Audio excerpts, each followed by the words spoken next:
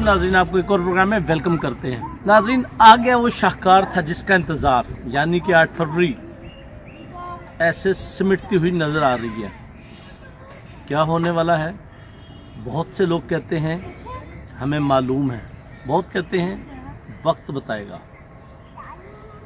गुफ्तगू को तूल नहीं देता। 2-3 टॉपिक्स हैं मज़े मज़े के, उस पर डिस्कस करते हैं। मेरे साथ मामूल की तरह आज़ाद साहब मौजूद हैं। आइए उनसे हम पूछते हैं कि उनकी आज़ादाना राय क्या है। अस्सलाम वालेकुम सर। कैसे हैं? ठीक है अल्हम्दुलिल्लाह, ठीक ठाक। क्या देख रहे हैं 8 फरवरी को? 8 फरवरी को तो बहुत कुछ देख भी रहे हैं और कुछ नहीं भी देख रहे। तो देखने को तो बड़ी बड़ी चीज़ें नज़र आ रही हैं। बड़े बड़े कैंडिडेट ऐसे होंगे जो नज़र ही नहीं आ रहे, जो प्लेटफॉर्म से भी बिल्कुल गायब है। और इसके अलावा इलेक्शन में वो लड़ तो रहे हैं, लेकिन पार्लियामेंट में बहुत मुश्किल है वो लोग पहुँचे वहाँ पर। ठीक, तो आगे देखें क्या होता है 8 फरवरी को। नाज़रीन, इस्लामाबाद दारुल खिलाफा है पाकिस्तान का। इसके गिने चुने 2-4 हल्के हैं, लेकिन मज़े की बात यह है कि यहाँ पे एक कैंडिडेट 2-2, 3-3 हल्कों से उठा हुआ है। मुझे ये उनका ये फ़लसफ़ा या फिनोमेना समझ नहीं आया। सर, किस तरह देखते हैं कि एक कैंडिडेट 46 से भी है, 47 से भी है, 48 से भी है, इसी तरह एक 47 से 48 से है, फिर एक 40-47 से है। क्या बसात बिछाई है ये? असल में पहली बात तो ये कि जो दारुल हुकूमत ये इस्लामाबाद फेडरल जो है, यहाँ पे 3 हल्के 46, 47 और 48। इससे हट के मैं आपको एक बात बताऊँ, 3 हल्कों में कितने कैंडिडेट खड़े हो रहे हैं? 113 कैंडिडेट हैं माशाअल्लाह। 113 नाज़रीन, 113 candidate is a good number. 113 candidate में जीतेंगे कितने? टोटल 3, ऐसे ही है। और उसके अलावा जो कुछ लोग जो आपने बात है, जो 46, 47, 48 तीनों में खड़े होते हैं, ये कुछ लोग ऐसे हैं जिनके पास बस वो अपने आप को ना, वो जिसे कहते हैं ना, अपने आप शो करना, चुतराहट शो करना, एंड पे वो किसी ने कि हाँ आँख में बैठ जाता। बाकी वो 110 नंबर की सवारी है। जी हाँ जी, बिल्कुल ऐसी सवारियाँ दूसरा वोट तोड़ने के चक्कर में होते हैं।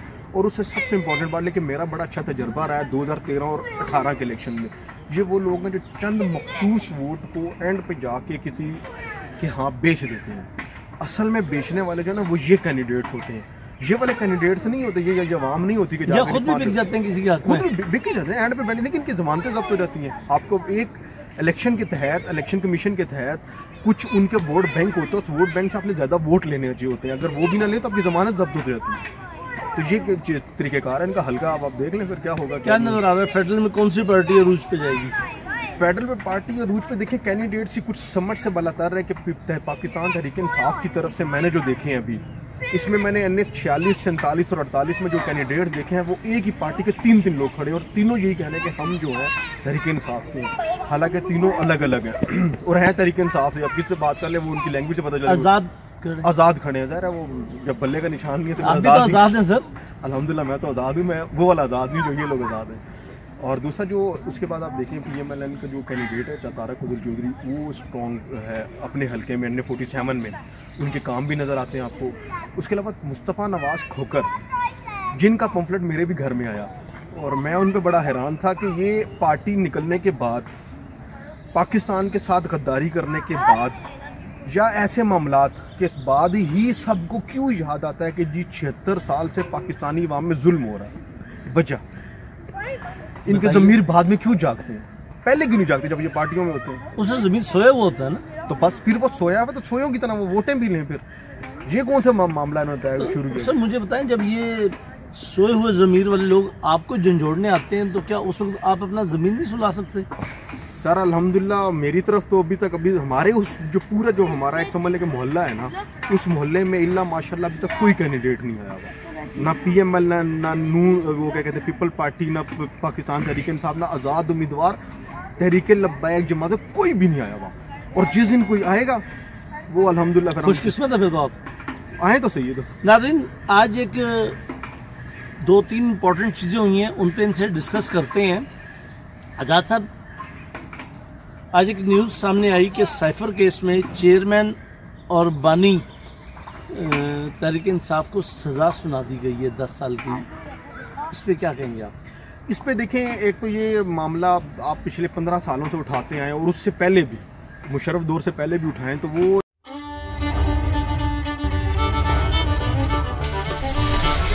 रवायत इस तरह है कि देखें, जो आप पीपल पार्टी का दौर उठाएं, PMLN का दौर उठाएं, उसके बाद ये जो 15 साल दौर रेगुलर गुजर रहा है, जो जिसको जमहूरी निज़ाम कह रहे हैं आप, ये क्या हो रहा है? इलेक्शन से पहले सबको पता चल जाता है कि जिसने आना है उसने आना है। जब पता चल जाता है तो आप लोग फिर सोशल मीडिया पे क्यों बदनाम करते हैं इदारों को? जब आपको पता चल गया तो आप इदारों को बदनाम ना करें। यानी कि आपके हक में कोई फैसला दे, वो इदारा बहुत अच्छा है, चाहे वो अदलिया हो, चाहे वो हमारी कोई भी इदारा हो, हमारी फौज पाकिस्तान हो, या कोई भी हमारे ब्यूरोक्रेट्स हो, कुछ भी हो, जैसी वो आपकी पार्टी के हक में फैसला देते हैं आपको बड़ा अच्छा लगता है। जैसी वो आपके गेंद देते हैं और आप लोग आ जाते हैं बाहर सड़कों पे, अल्लाह माशाल्लाह इस बार अभी तक कुछ सड़कों पे आया नहीं है, ये भी मैं आपको मजे की बात है, और ना वो आएंगे अभी आगे। तो ये हस्ब तौफीक रवायत वाली कहानी है। इलेक्शन से पहले किसी को नाअहल कर देना, उसको निकाल देना, फिर इलेक्शन के बाद वो दोबारा NRO लेता है, NRO लेके वापस आ जाता है। आप देखें जिसको बानी PTI को जो इन्होंने साइफर के 10 साल की सजा सुनाई है, कितने केसेस में उसने NRO लिया। आप उनके जो सपोर्टर्स हैं वो तो ये कह रहे हैं नहीं, आप केसेस गिने खाली।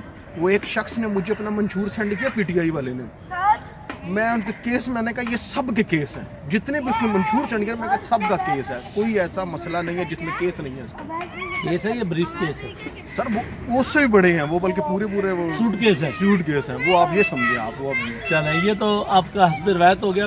नाज़रीन, आज एक र्यूमर भी है और थोड़ी सी हल्का अहबाब से गुफ्तगू हुई, कहीं से एक आवाज़ आई, कल तक नहीं थी कि नवाज शरीफ प्राइम मिनिस्टर आ रहे हैं, नवाज शरीफ आ रहे हैं, नून लीग आ रही है, लेकिन आज कहीं से एक हवा चली कि बिलावल भुट्टो भी प्राइम मिनिस्टर आ सकते हैं।